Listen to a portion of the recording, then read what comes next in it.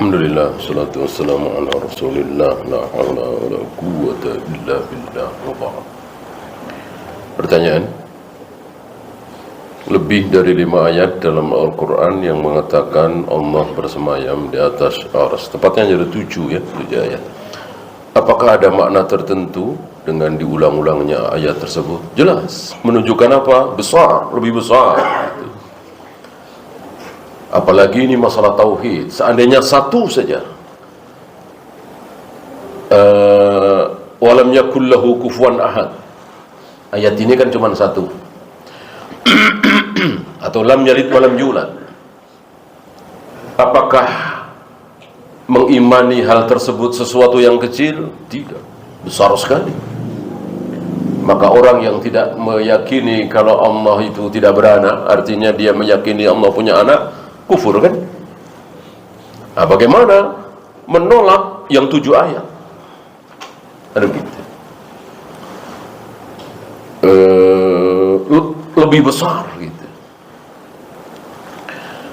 Oleh karena itu sifat-sifat Allah yang hampir ada di setiap akhir ayat, innahu huwas sami'ul 'alim wa huwal ghafurur rahim wa huwas sami'ul basir. Ini kan hampir setiap ayat diakhiri dengan itu.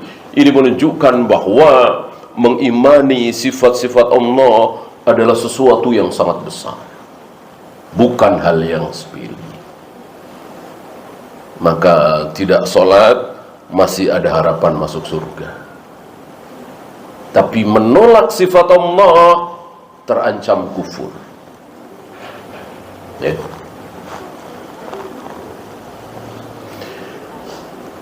Apakah menggantungkan harapan pada manusia termasuk syirik besar?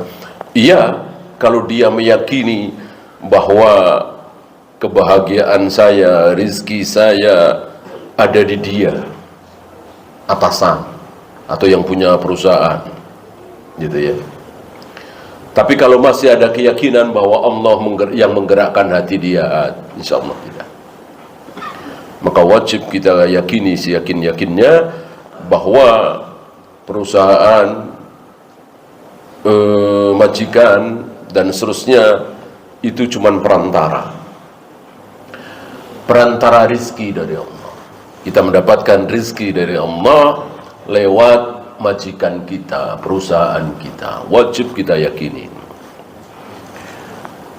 Hitungan 3 kali dalam berwudu, 3 kali usapan atau basuhan, ada tempatnya masing-masing.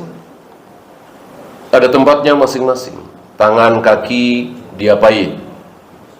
Dibasuh, diguyur, disiram air. Yang diusap kepala. Kepala tidak diguyur air, ya, cukup diusap sekali. Jadi ada tempatnya masing-masing. Adapun sikut dulu, apa jari dulu, ini tidak ada ketentuan ya. Yang jelas dari ujung jari sampai sikut harus basah semua. Pada usia 90 tahun, apakah masih wajib bayar fidyah? Tergantung keadaan. Walaupun baru 65 tahun, tapi lemah, tidak mungkin puasa karena 2 jam sekali harus masuk makanan atau obat, ya jangan puasa, cukup fidyah. Nggak mungkin qadha, kan? Nggak ada harapan sembuh kan? Jadi tidak ada hubungannya dengan umur. Mungkin kak 90 tahun masih kuat? Mungkin insya Allah ada, walaupun jarang ya. Jadi sekali lagi patokannya badannya kuat atau tidak, bukan umur.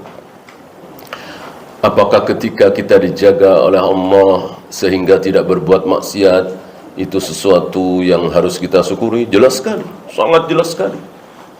Bahkan itu ciri-ciri orang yang dicintai oleh Allah. Allah kalau mencintai seseorang, maka Allah jaga. Kalau toh akhirnya berbuat maksiat, karena nggak ada manusia yang bebas dari maksiat, langsung dihukum, cepat dihukum. Itu ciri-ciri orang yang dikehendaki baik oleh Allah. Sebaliknya, ciri-ciri orang yang tidak dikehendaki baik oleh Allah, salah dibiarkan, salah dibiarkan, salah dibiarkan, salah dibiarkan sampai mati. Istidraj wal iyadu billah. Kita tidak mau seperti itu. Berbuka puasa Ramadan sunnahnya di rumah atau di masjid? Tidak ada. Tidak ada. Tergantung keadaan. Kita sedang ngaji di masjid, ya tentu di masjid. Kalau pulang dulu mungkin telat sholat maghrib, kan? Tidak ada keutamaan khusus berbuka di masjid, tidak ada. Yang ada keutamaan di masjid adalah sholat berjamaah. I'tikaf jelas, ya. Bahkan sholat sunat lebih baik di rumah.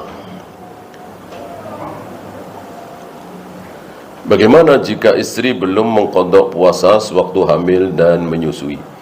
Lebih baik kita ikuti para sahabat, kaum muslimin terbaik. Insya Allah pilihan para sahabat itu yang terbaik. Para sahabat memerintahkan istri-istri mereka dan anak-anak perempuan mereka yang sedang hamil dan menyusui untuk membayar fidyah. Dan ini jauh lebih ringan daripada mengqadha. Ya. Ingat, kalau ada dua pilihan, yang satu berat, yang satu ringan, sunnah milih yang ringan. Itu sifat Nabi SAW, selalu milih yang lebih ringan. Dan sekali lagi, membayar fidyah harus di bulan Ramadan.